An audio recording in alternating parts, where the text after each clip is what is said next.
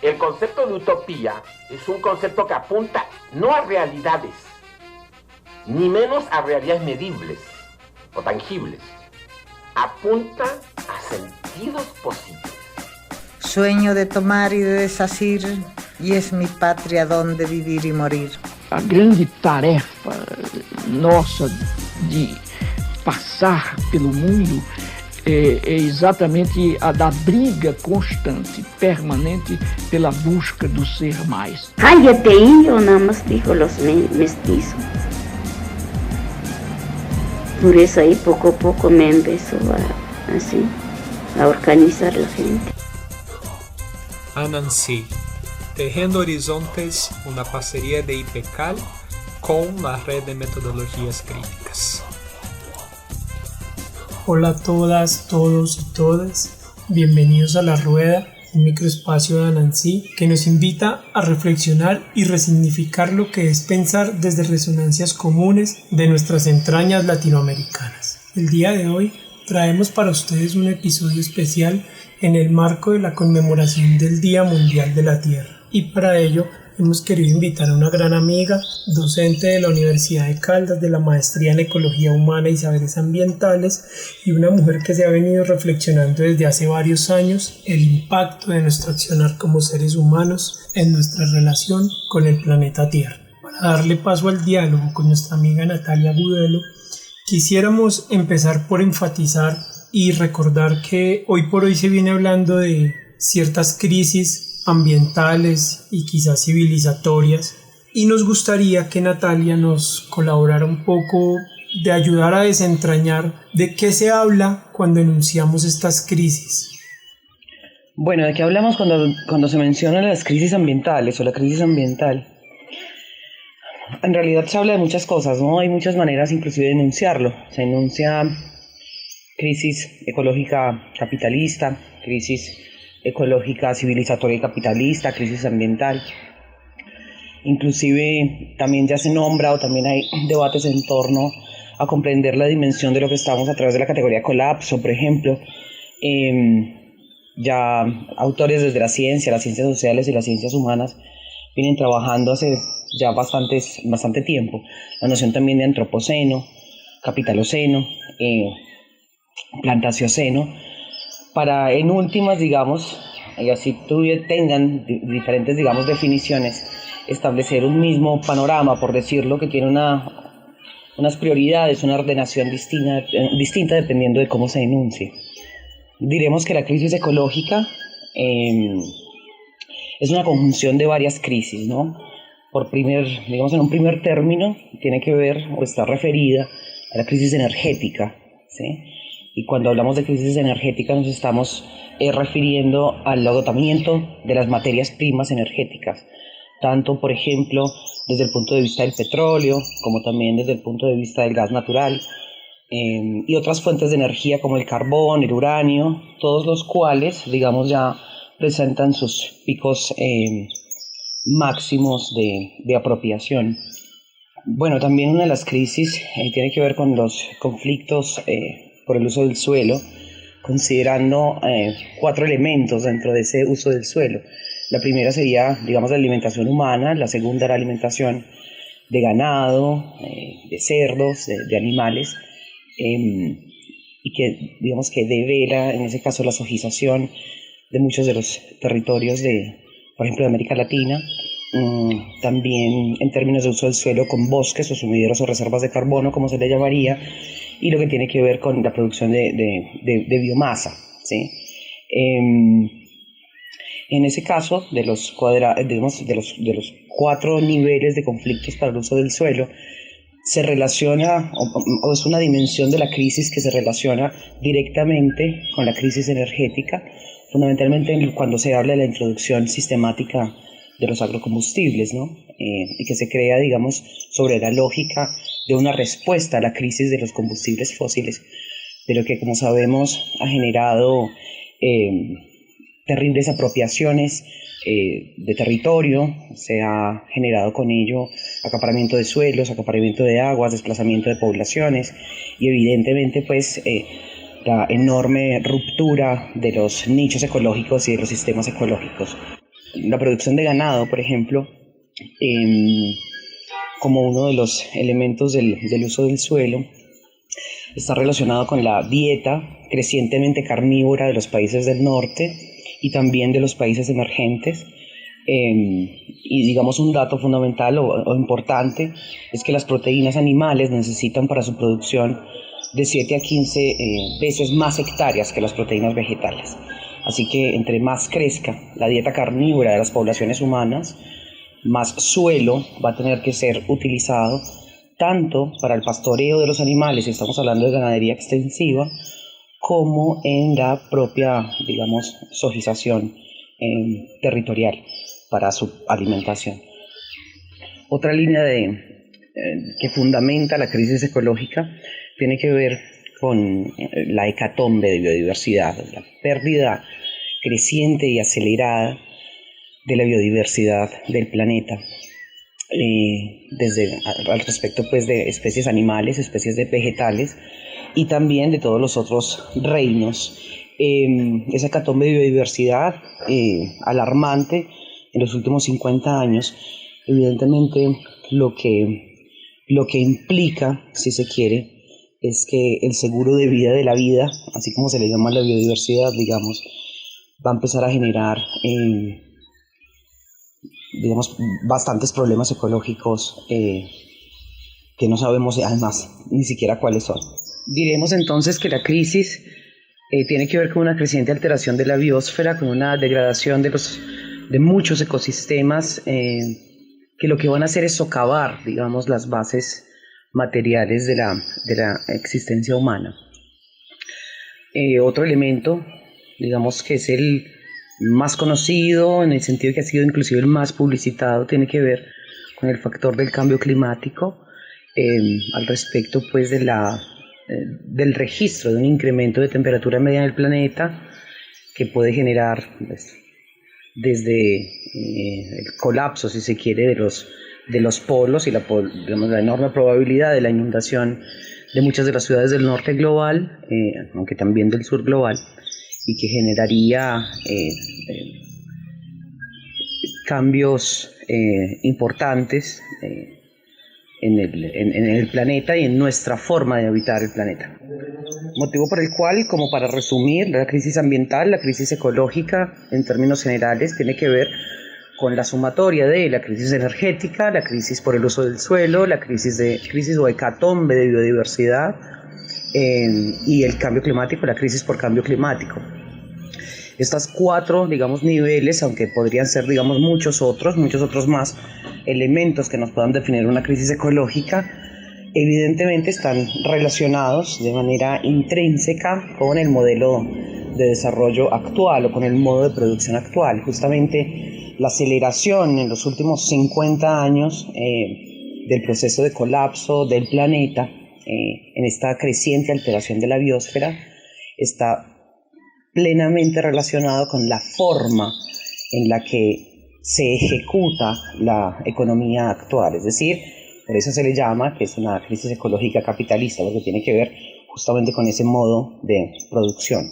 Y el hecho de que esté relacionado con el modelo con el modo de producción capitalista, digamos, también está queriendo decir que tiene unos elementos específicos derivados del modelo, como por ejemplo el modelo capitalista es un modelo desarrollista que se basa, por ejemplo, en el optimismo tecnológico, en la creencia de que existe o de que es posible un crecimiento económico ilimitado, que toda vez que consideremos que el planeta tiene límites finitos, que es finito en términos de sus recursos, pues justamente la manera en la que se presenta el modo de producción viene a contradecir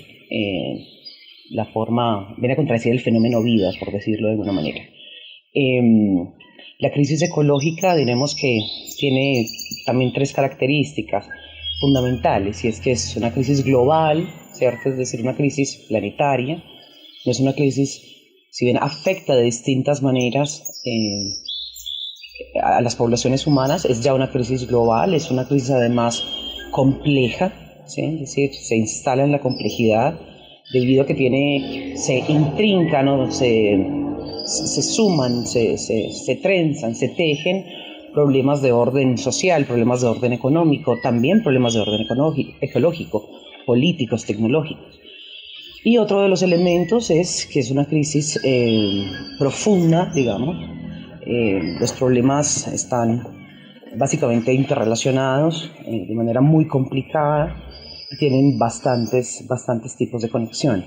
Si se quisiera listar algunas de las problemáticas que no han sido enunciadas en esto que vengo comentando, es fundamental tener en cuenta que, por ejemplo, dentro del fenómeno de la crisis energética aparece dentro de la crisis por petróleo y también debido, en términos de los agrocombustibles, a que la energía que se puede utilizar de ellos es muchísimo menor que la que se puede utilizar para el petróleo y es para distintas cosas. También se pueden pensar en los impactos ambientales, en este caso sociales y ambientales, también ecológicos, de las grandes hidroeléctricas, pero también de las pequeñas centrales hidroeléctricas, que es uno de los casos que para el tema colombiano, digamos, está tan específicamente formulado y que es un problema fuerte y fundamental ahora. También lo es lo que tiene que ver con la minería a cielo abierto, por ejemplo, o cualquier tipo de minería. Básicamente, entonces, lo que quiero decir es que se debe pensar la crisis ecológica también al respecto de la apropiación se debe pensar la crisis ecológica a través del factor de apropiación de la naturaleza y a través de mecanismos de expropiación de los territorios y las comunidades sobre la base de un modelo de desarrollo diferencial que genera despojo, que genera incrementos de riqueza en unos muy pocas personas en el planeta, sobre la base, digamos, del sufrimiento, tanto ambiental como el sufrimiento humano y personal de muchas de las poblaciones y las comunidades. Podríamos irnos con una enunciación que hace Boaventura de Sousa Santos para 2014, es decir, hace ya casi una década. Nos dice: todo está vinculado: la crisis alimentaria, la crisis ambiental, la crisis energética, la especulación financiera sobre los commodities y los recursos naturales, la apropiación y la concentración de tierras, la expansión desordenada de la frontera agrícola, la voracidad de la explotación de los recursos naturales, la escasez de agua potable, la privatización del agua, la violencia en el campo, la expulsión de poblaciones de sus tierras ancestrales para abrir camino a grandes infraestructuras y megaproyectos, las enfermedades inducidas por un medio ambiente degradado, etc. Creo que ahí en esto que acabo de leer de Boaventura se expresa específicamente todas esas relaciones que, como se nota, vienen además amparadas dentro del modo de producción. No hay posibilidad de considerar la crisis ambiental sin considerar las consecuencias del modelo de desarrollo actual. Ahora, ¿por qué todos esos elementos para citar lo que es una crisis ecológica y en qué momento esto se refiere también a una crisis ecológica, civilizatoria y capitalista, como para darle todos los enunciados que deben dársele a la crisis? Primero, que está contenida dentro de las consecuencias del modelo de desarrollo, que piensa en el progreso ilimitado, por ejemplo, y que piensa en la apropiación absoluta de la naturaleza, pero también cuando nos dicen que la crisis es civilizatoria, está hablando es que lo que está en crisis es nuestra forma de civilización. No podemos seguir más con esta forma de vida, ¿no? Que además no es una forma de vida para la suntuosidad de todos y de todas, sino que justamente está parada dentro de la desigualdad. Por decirlo de alguna manera, uno de los ejemplos interesantes con lo que ahora viene pasando en Colombia, de la aguacatización de los territorios,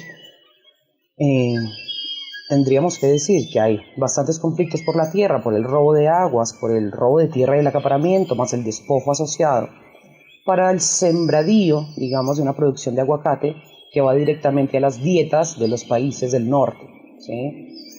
Una fruta que se considera hoy, digamos, parte de una gastronomía importante en el resto del planeta. Ahora nosotros vamos a empezar a ser exportadores para China y para Japón y para Corea del Sur, que como países emergentes ingresan, digamos, dentro de estas dietas especializadas.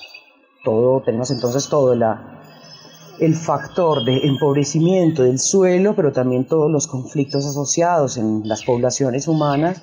También tendremos una crisis alimentaria derivada de ello y una crisis ambiental derivada, por ejemplo, del uso de glifosato y de otros agentes químicos y patógenos que generan enfermedades importantes en las poblaciones. Es decir, a la crisis se le debe mirar políticamente en el sentido en que se levanta dentro de la desigualdad humana.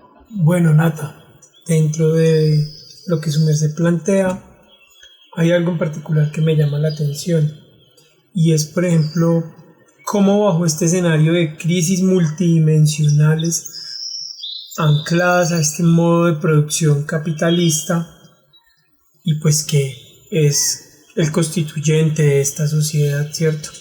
¿Cómo es posible una educación popular que se enuncie desde lo ambiental y nos permita crear proyectos que posibiliten superar estas matrices de pensamiento que nos llevan a entender la vida y el planeta como un objeto a dominar y a explotar?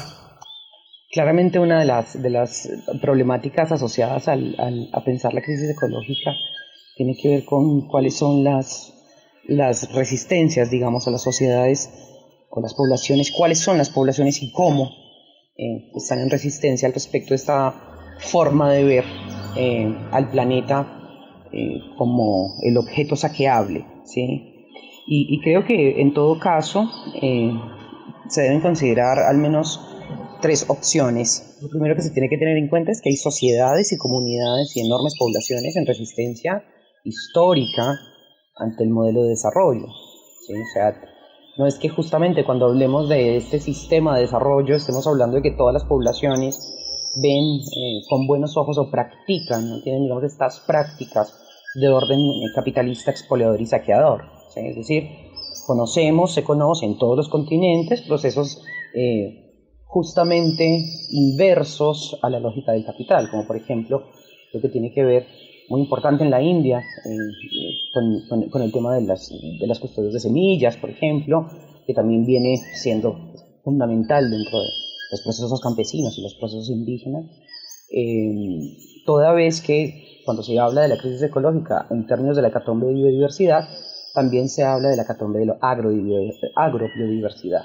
¿sí? Es decir, son resistencias que están marcadas y que vienen trabajando fuertemente sobre la base de sus autonomías territoriales y que de allí se desprenden procesos tales como la soberanía alimentaria, por ejemplo, no como pedido a los estados, sino como empoderamiento popular a efectivamente ser soberanos en términos alimentarios. Toda resistencia por la apropiación del territorio, por la vida en el territorio, por la comprensión de que es justamente en el territorio donde nos debemos anclar para poder vivir de la tierra, se vuelve, digamos, una trinchera ambientalista, ecologista. Pienso con ello, por ejemplo, en